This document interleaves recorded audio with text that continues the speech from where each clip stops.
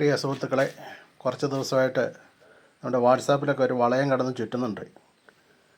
കളറുള്ള 1, 2, 3 കളറിലുള്ള ഒരു വളയം കടന്ന് ചുറ്റുന്നുണ്ട്. അപ്പോൾ എന്താണെന്ന് പലർക്കും മനസ്സിലായിട്ടില്ല സംഭവം. ചിലർ ആദ്യമേ ഒന്ന് ഭയന്നു, ഇനി വലിയ ന്യൂസ് പിടിക്കാൻ വന്ന ചാരനാണോ. സംഭവം അതൊന്നുമല്ല. അതൊരു പാവം നമ്മുടെ ഒരു ഹെൽപ്പറാണ്.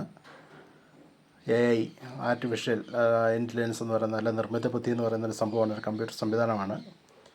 അതൊക്കെ ഉപയോഗിച്ച് നമുക്ക് അത്യാവശ്യം നമുക്കൊരു കാര്യം പറഞ്ഞാൽ ഒരു ഇമേജ് വേണം. ഇപ്പോൾ ഒരു പുഴ ഒഴുകുന്നതോ ഒരു പൂവിൻ്റെയോ അങ്ങനെ ആരെങ്കിലും ഒരു ഇമേജ് പറഞ്ഞാൽ അത് നിമിഷ നേരം കൊണ്ട് നമുക്കത് ഉണ്ടാക്കി തരും. ഉള്ളത് പരമാവധി അത് ചെയ്തു തരും. അതിൻ്റെ ഐഡിയയ്ക്ക് തോന്നുന്ന രീതിയിൽ, അല്ലെ അതിൽ ഫീഡ് ചെയ്ത് വെച്ചിരിക്കുന്ന രീതിയിൽ അത് ചെയ്തു തരും.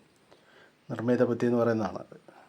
ഇപ്പോൾ ഞാനത് കുറേ ഫോട്ടോകൾ, ഇമേജുകൾ അത് വെച്ചുണ്ടാക്കിയിട്ടുണ്ട്. ഇപ്പോൾ യേശുക്രിസ്തു ഇപ്പോഴത്തെ കാലത്ത് ജീവിച്ച് എങ്ങനെ ഇരിക്കുമെന്ന് ചോദിച്ചപ്പോൾ കയ്യിലൊരു മൊബൈലും പിടിച്ച് നടക്കുന്ന സംഭവമാണ് കാണിച്ചു തന്നേക്കുന്നത്.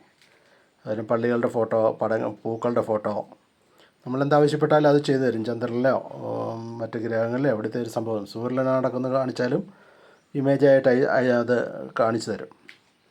വേളാങ്കണ്ണി പള്ളിയുടെ ഒരു ഫോട്ടോ തരാൻ പറഞ്ഞപ്പോൾ ഒരു പള്ളി തന്നു.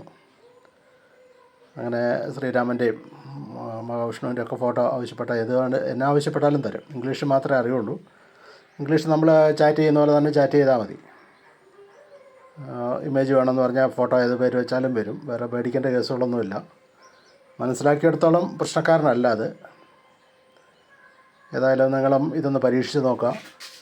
നിങ്ങളത് മറ്റുള്ളവരിലേക്കൊന്ന് ഷെയർ ചെയ്യുക.